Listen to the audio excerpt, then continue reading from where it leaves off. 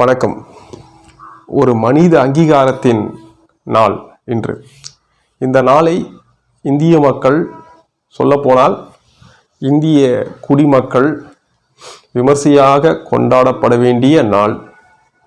November 26, 1949 ஆண்டு இந்திய அரசியலமைப்பு ஏற்றுக்கொள்ளப்பட்ட நாள்.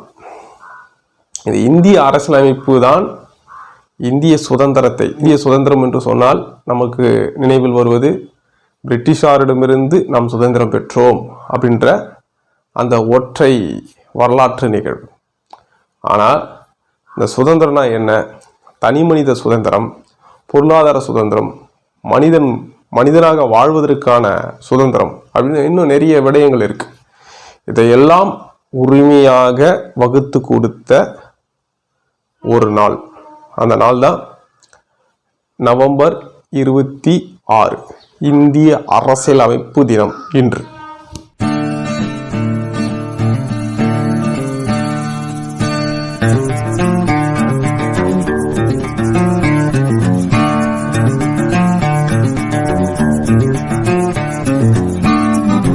இந்திய அரசியலமைப்பாலேயே பயன்பெற்றவர்கள், இந்த இந்திய அரசியலமைப்பு இருக்கக்கூடாது என்று நினைக்கிறவர்கள் இந்த விமர்சனத்தை, எதிர்மறை விமர்சனங்களை வச்சிட்டு இருக்கிறாங்க.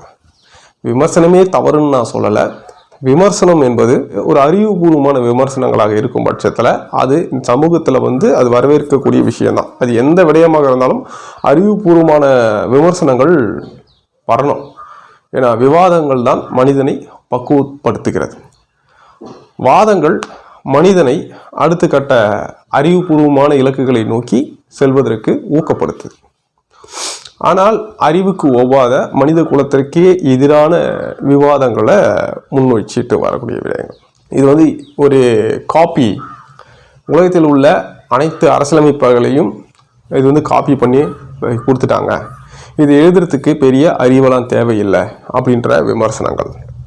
சரி, உலகத்தில் இருக்கக்கூடிய அனைத்து விடயங்களையும் காப்பி பண்ணி கொடுத்தாங்க அப்படின்னு சொன்னால் முதல்ல என்னன்றதை நம்ம அதை பார்க்கணும். இப்போ இந்திய அரசியலமைப்பு இருக்குது.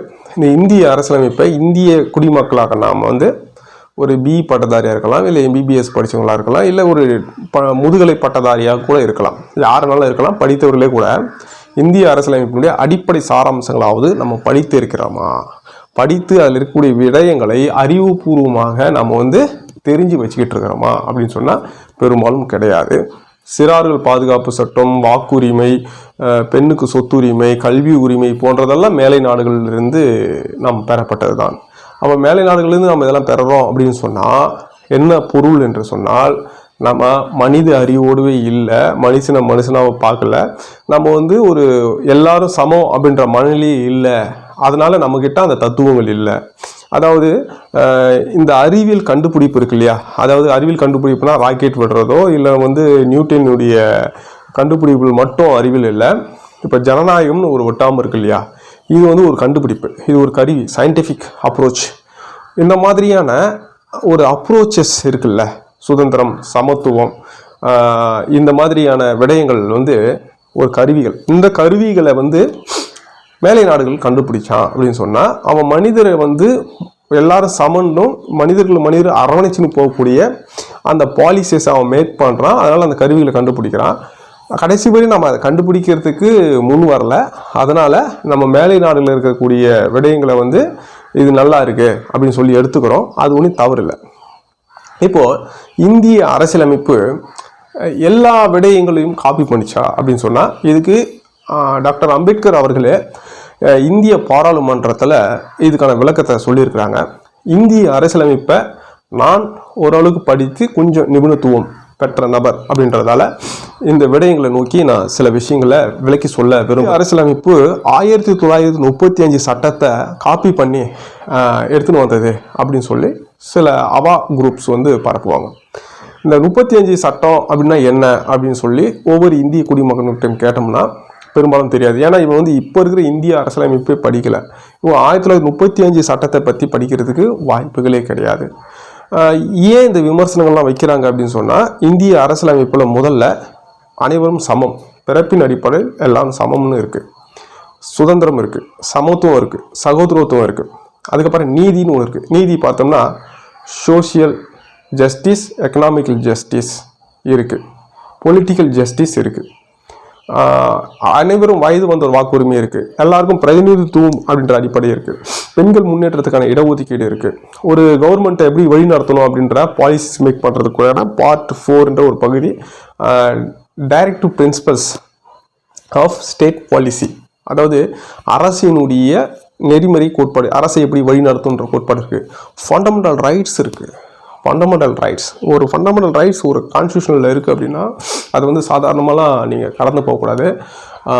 அடிப்படை உரிமை, ஒரு மனிதனாக வாழ்வதற்கு அடிப்படை உரிமை அப்படின்னு சொன்னால் அப்போ மனிதனை மனிதனாக வாழ விடாமல் தடுக்கிறது என்ன அப்படின்றத பார்க்கணும். அப்போது இந்த அரசியலமைப்பை பற்றி விமர்சனம் செய்பவர்கள் அப்படின்றவர்களும் இந்த இந்திய அரசியலமைப்பு இருக்கவே கூடாதுன்னு நினைப்பவர்களும் ஒரே ஆள். உங்களுக்கு படிச்சிருந்தக்கா சில பேர் ஞாபகம் இருக்கும், சில பேருக்கு நான் சொல்கிறேன். இந்திய அரசியலமைப்பு அதாவது 1950 நடைமுறைக்கு வருது. 1949 நவம்பர் 26 ஏற்றுக்கொள்ளப்பட்டது.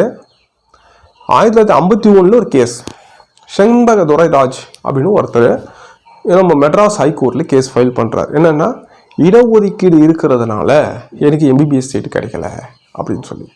ஏன் அப்படின்னா இந்த இடஒதுக்கீடு இருக்கிறதால மார்க் அடிப்படையில் திறமையானவர்களை தேர்ந்தெடுக்கலை, திறமையற்றவர்களை தேர்ந்தெடுத்துக்கிறாங்க அப்படின்னு சொல்லி வழக்கு தொடுக்கப்பட்டு அந்த வழக்கு உச்சநீதிமன்றம் வரைக்கும் போயிட்டு இடஒதுக்கீடு கேன்சல் ஆகுது. அப்போ இடஒதுக்கீடு கேன்சல் ஆகும்போது இந்த இடஒதுக்கீடை வலுப்படுத்துவதற்காக சரத்து, அதாவது ஆர்டிகல் 15ல் 4 புதிதாக சேர்க்கப்படுகிறது. 15ல் உட்பிரிவு 4, ஆர்டிகல் 16ல் உட்பிரிவு 4ன்னு 2 ஆர்டிகல் சேர்க்கப்பட்டு அனைவரும் சமம், அதனால் இடஒதுக்கீடு இருக்கக்கூடாதுன்ற வாதத்தை உடைக்கிறாங்க. எப்படின்னா அனைவரும் சமம் எப்போன்னா பிறப்பின் அடிப்படையில் அனைவரும் சமம்னு வரணும்னா சமூகத்தின் அடிப்படையில், சாதி ரீதியாக, மொழியின் அடிப்படையில், பாலினத்தின் அடிப்படையில் இந்த பகுப்பு நடக்குதில்ல, அதாவது டிஸ்கிரிமினேஷன் நடக்குதில்ல, அதெல்லாம் ஒழிஞ்சு யாரெல்லாம் டிஸ்கிரிமினேஷனுக்கு உட்பட்டு இருக்கிறாங்களோ அவங்களெல்லாம் கொண்டு வரணும் அப்படின்றதுக்காக கொண்டு வரப்பட்டது. யாருக்காக கொண்டு வரப்பட்டது அப்படின்னு சொன்னால் பிற்படுத்தப்பட்டவர்கள். இந்த இடத்துல அண்டர்லைன் பண்ண வேண்டிய ஒரு விஷயம், பிற்படுத்தப்பட்டவர்கள், மிகவும் பிற்படுத்தப்பட்டவர்கள் என்ற இந்த கேட்டகரி, அதாவது பிராமணர்கள் அல்லாதவர்கள், அதில் வந்து எஸ்சி எஸ்டி பிசி எம்பிசின்ற இந்த இடஒதுக்கீடு முறை சிஸ்டம் இருக்குது.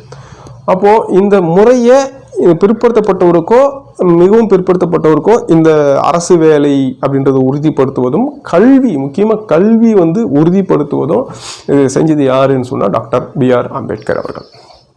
அவங்க இந்திய அரசியலமைப்பு நிர்ணய சபையில் அந்த டிபேட்டில் இந்த விமர்சனங்கள் வருது. எந்த விமர்சனம்?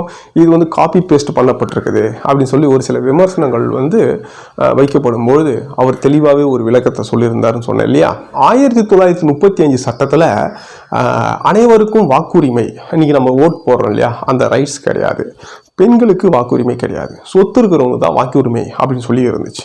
இன்றைக்கி இந்திய அரசியலமைப்பில் வயது வந்தோர் வாக்குரிமை, இந்த யூனிவர்சல் அடல்ட் அப்படின்னு இருக்கு இல்லையா. இப்போ இதை கொண்டு வந்தது டாக்டர் BR அம்பேத்கர், நாம கொண்டு வந்தோம். அதுக்கப்புறம் ஃபண்டமெண்டல் ரைட்ஸ் 1935 சட்டத்தில் கிடையாது, இது இந்திய அரசியலமைப்பில் இருக்குது.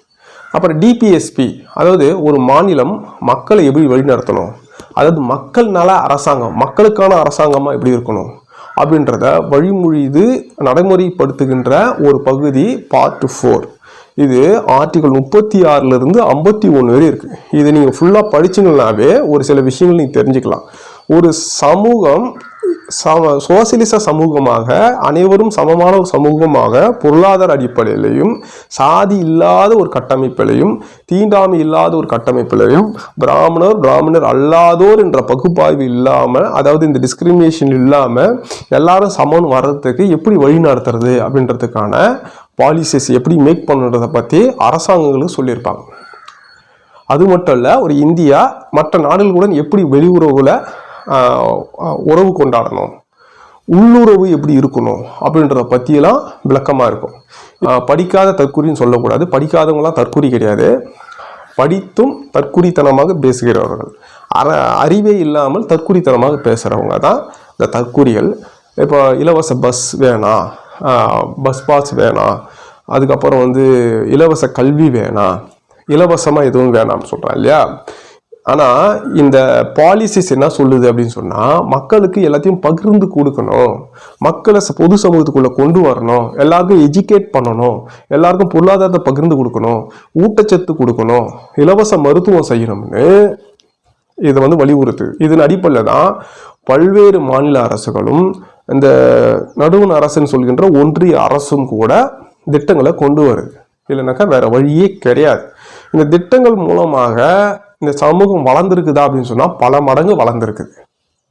இன்னைக்கு வட இந்தியாவை காட்டிலும் தென்னிந்தியா, முக்கியமாக தமிழ்நாடு, கேரளா, ஆந்திரா, கர்நாடகா போன்ற மாநிலங்கள்லாம் வளர்ந்துருக்குதுன்னு சொன்னாக்கா இந்த பாலிசி மேக்கிங் ரொம்ப ரொம்ப முக்கியமானது ஒரு விஷயம். மக்களை இந்த அரசாங்கம் எப்படி வழி நடத்தணும் அப்படின்றது இது 1935 சட்டத்தில் கிடையாது.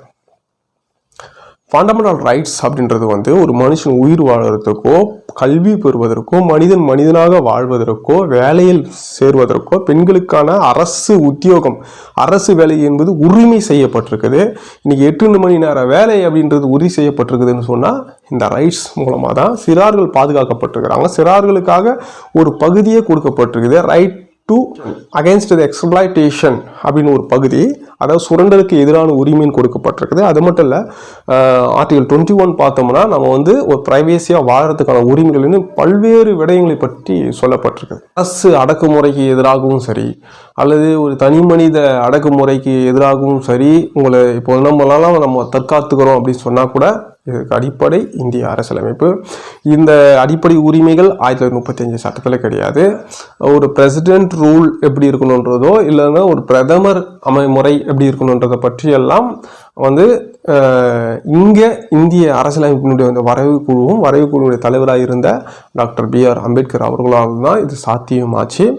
இப்படிப்பட்ட இந்த அரசியலமைப்பு அப்படின்றது வந்து இன்னைக்கு எல்லா மனிதர்களும் சுதந்திரம், சமத்துவம், சகோதரத்துவம் பற்றியெல்லாம் நம்ம வந்து அனுபவிச்சுட்டு இருக்கிறோம். அந்த மறுத்தாக்கா நம்ம உடனடியாக நம்ம கேள்வி கேட்குறோம். உச்சநீதிமன்றம் வரைக்கும் நம்ம போக முடியுது.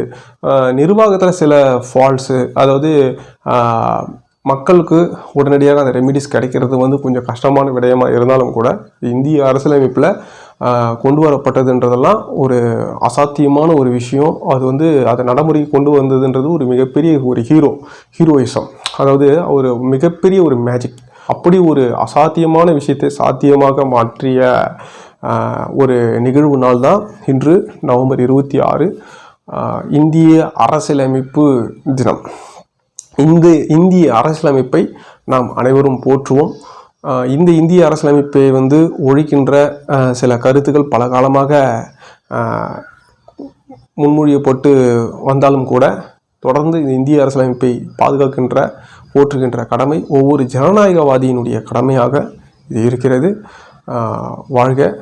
இன்னொரு காணொளியில் சந்திப்போம். வணக்கம்.